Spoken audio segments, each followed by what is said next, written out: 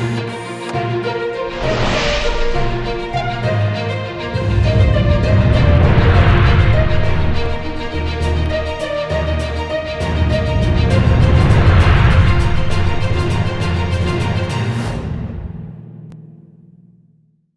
वालेकुम, मैं हूं फैसल अजीज खान।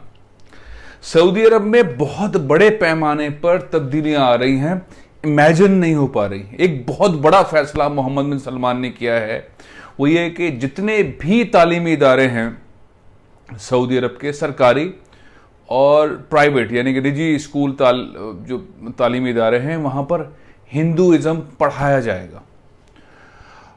मोहम्मद बिन सलमान ने जिस तेज़ी से हिंदुस्तान को जगह दी है सऊदी अरब के अंदर, ख़ास तौर पे पिछले इन 3-4 सालों में, वो सऊदी अरब ने माजी में कई दिहाइयों में हिंदुस्तान को इतनी जगह नहीं दी। मजमूई तौर पर जो इस वक्त हिंदू सऊदी अरब के अंदर हैं, वो मजमूई आबादी का और जो इमिग्रेंट्स हैं उनका एक बड़ा हिस्सा रखते हैं। जो टोटल इमिग्रेंट्स जाके वहाँ पे काम कर रहे हैं, 26.3% हिंदू सऊदी अरब के अंदर इस वक्त काम कर रहे हैं और अच्छी पोजीशंस पे काम कर रहे हैं।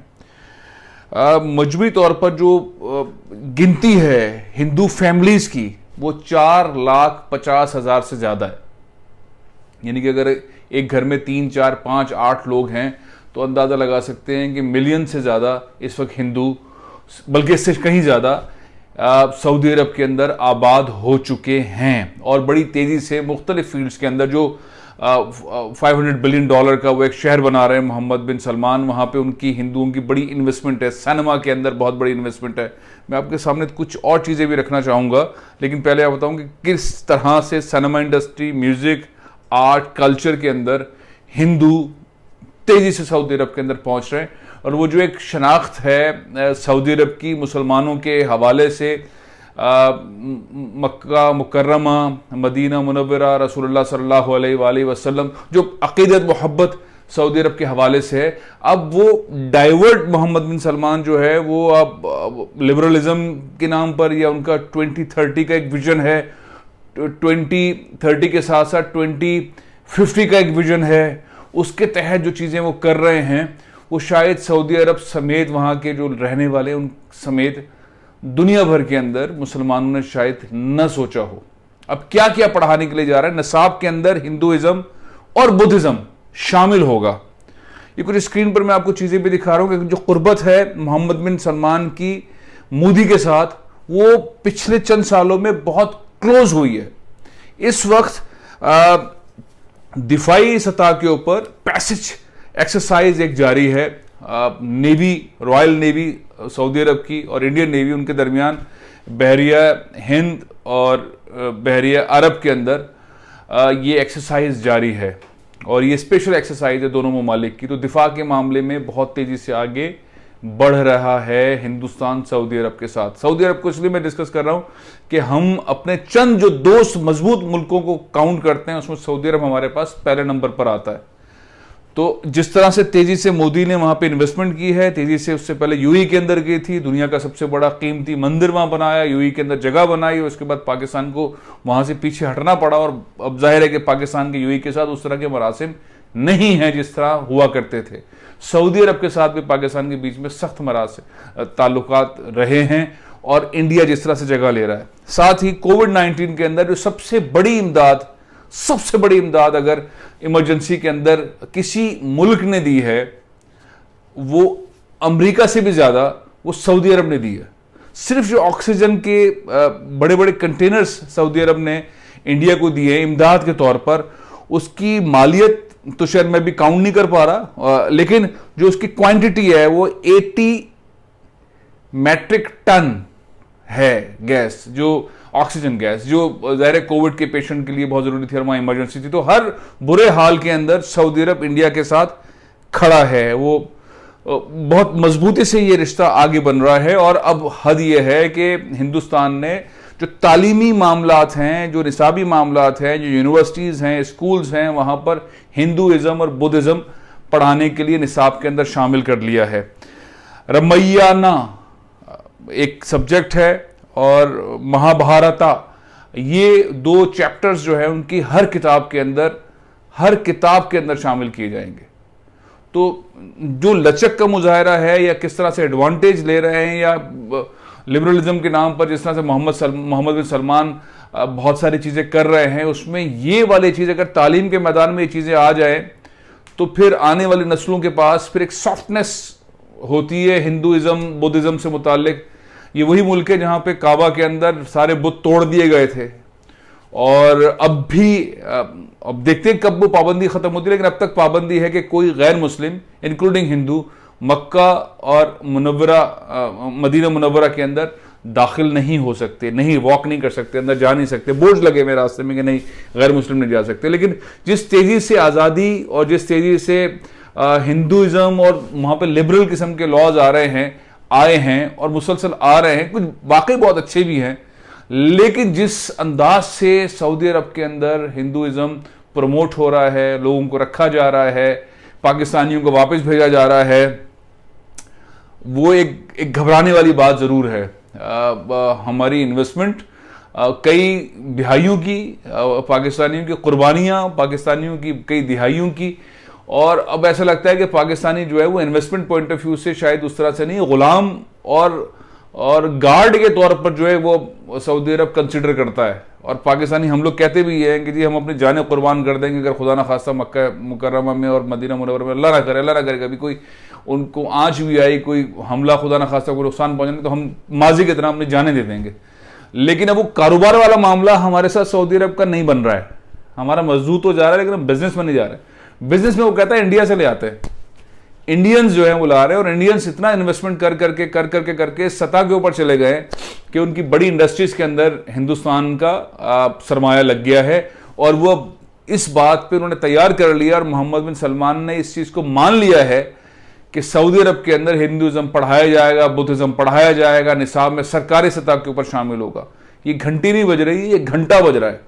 ये ऐसा घंटा बज रहा है जो आने वाले वक्त के अंदर सऊदी अरब के जो रिवायात हैं, उसका कल्चर है, जिस तेजी से उन्होंने तब्दीलियां की हैं, सिनेमा हाउसेस खुले हैं, बड़ी तादाद के अंदर खुले, ड्यूरिंग कोविड खुले हैं। हज के अंदर लोग कम थे, सिनेमा हाउसेस के अंदर ज्यादा थे, डांस क्लब्स खुल रहे हैं मौसीकी और कल्चर के नाम पे, और ये सारी इन्वेस्टमेंट, अक्सर इन्वेस्टमेंट जो है यूएई की तरह, जैसे यूएई के अंदर इंडिया ने की हुई थी, वैसे इन्वेस्टमेंट जो है वो सऊदी अरब के अंदर भी हो रही है। तो हम सऊदी अरब को इस तरह से लेते हैं कि हमारे जहनों में जब भी आता है पाकिस्तानी जो 22 करोड़ हैं, वो उनकी दुनिया में सबसे बड़ी ख्वाहिश ये होती है कि अल्लाह ताला का घर देख लें, रसूल अल्लाह सल्लल्लाहु अलैहि वसल्लम के दरबार में हाजिर हो जाएं, और कमेटियां डालते हैं, पैसे जमा करते हैं, हुकूमत भी इसी चक्कर में लगी होती है, वज़ीर आज़म पाकिस्तान भी नंगे पाँव वहाँ तशरीफ ले जाते हैं, अच्छी बात है अकीदत के साथ, लेकिन हम इन्वेस्टमेंट नहीं कर पा रहे हैं। हम अपनी अकीदत, हिफाजत और मजदूर, इन 3 चीजों पर अटके में, और हमारा दुश्मन मुल्क जो है वो ओवरटेक कर रहा है। ओवरटेक करने के बाद बिजनेस पे जा रहा है, उसने सरबा खुलवा लिए, फिल्में बनवा रहा है, डांस क्लब खुल रहे हैं, बहुत सारी ऐसी चीजें हो रही है, और वो आपके हिसाब में अंदर चला गया। तो इसका रिफ्लेक्शन जिस सतह का आएगा ये देखने वाला है। इस पे परेशानी होनी चाहिए, इस पे ठीक ठाक परेशानी होनी चाहिए। काउंटर कैसे किया जाएगा, कैसे हमारी इन्वेस्टमेंट वहां बढ़े, कैसे हम अपने उस दोस्त मुल्क को अपने पास ही फोकस रखें। वो हमारे दुश्मन के साथ ज्यादा करीब हो रहा है, बेइंतहा करीब हो रहा है, और वो बहुत सारी जंगी मशक़ें भी साथ एक्सरसाइज की हो रही है। कोविड के अंदर भी कुर्बत हो रही है, आईटी के मैदान में हो रही है, कल्चर के अंदर हो रही है, एजुकेशन के अंदर हो रही है। बहुत सारे ऐसे सब्जेक्ट्स हैं जिसके अंदर बहुत कुर्बत हो रही है, जो कि पाकिस्तान की इस्टेब्लिशमेंट को, पाकिस्तान की हुकूमत को, पाकिस्तान की आवाम को फिक्रमंद होना चाहिए। जब दुश्मन आपके दोस्त का दोस्त बन जाए तो फिर सिनेरियो यह है कि आपका दोस्त वो आपको समझाने की कोशिशें करेगा, आपकी बात के ऊपर खड़ा नहीं होगा। और सऊदी अरब आहिस्ता आहिस्ता अपने आप को शिफ्ट कर रहा है, जिस तरह से यूएई अपने आप को शिफ्ट कर गया है। यूएई पाकिस्तान के पास से काफी हद तक शिफ्ट हो गया है, और रुकावटें भी बहुत सारी पाकिस्तान की तरक्की के अंदर इन दोस्त ममालिक की जानिब से हैं, और गवादर के हवाले से भी, और पाकिस्तान के मुख्तलिफ मामलात के हवाले से भी। तो इंटरेस्ट जो है वो लोगों का, ममालिक का, और ठीक भी है, वो पॉलिटिकल इकोनॉमी के साइड पर है, वो इन्वेस्टमेंट के साइड पर है। तो हम बहुत सारी चीज़ों को मिस कर रहे हैं। एज अ पाकिस्तानी भी मिस कर रहे हैं, गवर्नमेंट और हुकूमत की सतह पे भी मिस कर रहे हैं, या हमारे प्लान्स वीक हैं। मोहम्मद बिन सलमान ने पाकिस्तान में इन्वेस्टमेंट की बात की थी, वो प्रोजेक्ट्स ग्राउंड पर नजर नहीं आ रहे, 2 साल 2.5 साल हो चुके हैं। तो इस सारे सिनेरियो के अंदर जो चीज नजर आ रही है वो फिक्र की है। अगर हिंदुइज्म वहां पढ़ाया जाएगा, योगा वहां पढ़ाया जाएगा, कोर्सेज के अंदर पढ़ाया जाएगा, कॉन्सेप्ट ऑफ करामा एंड धरामा वहां पढ़ाया जाएगा, और जंगी मशक़ें भी हुआ करेंगी, और कुर्बत भी होगी, और फिर पॉपुलेशन में इजाफा होगा, और फिर हिंदू वहां पे आबाद होंगे, और वो मजदूरों के तौर पर नहीं होंगे, सिर्फ वो सरमाए के तौर पर होंगे, वो मालिकान के तौर पर होंगे। तो पाकिस्तान की जो 7 दहाइयों की कुर्बानी है, और पाकिस्तानी हुकूमत की, पाकिस्तानी फौज की, पाकिस्तानी आवाम की, वो बहुत महदूद हो रही है, वो ज़ाया भी हो सकती है। इसलिए होशियार होने की ज़रूरत है।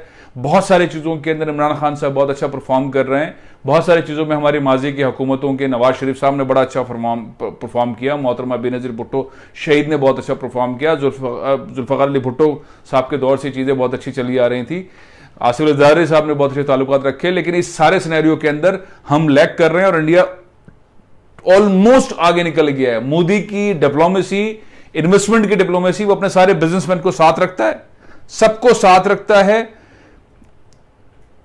हर 2-3 महीने के बाद सारे बिजनेसमैन के साथ बैठता है और अपनी मशीनरी को साथ बिठाता है। जो बिजनेसमैन कहता है मसला, उसी वक्त उसकी ब्रोक्रेसी, उसकी एस्टेब्लिशमेंट उसका मसला हल करती है।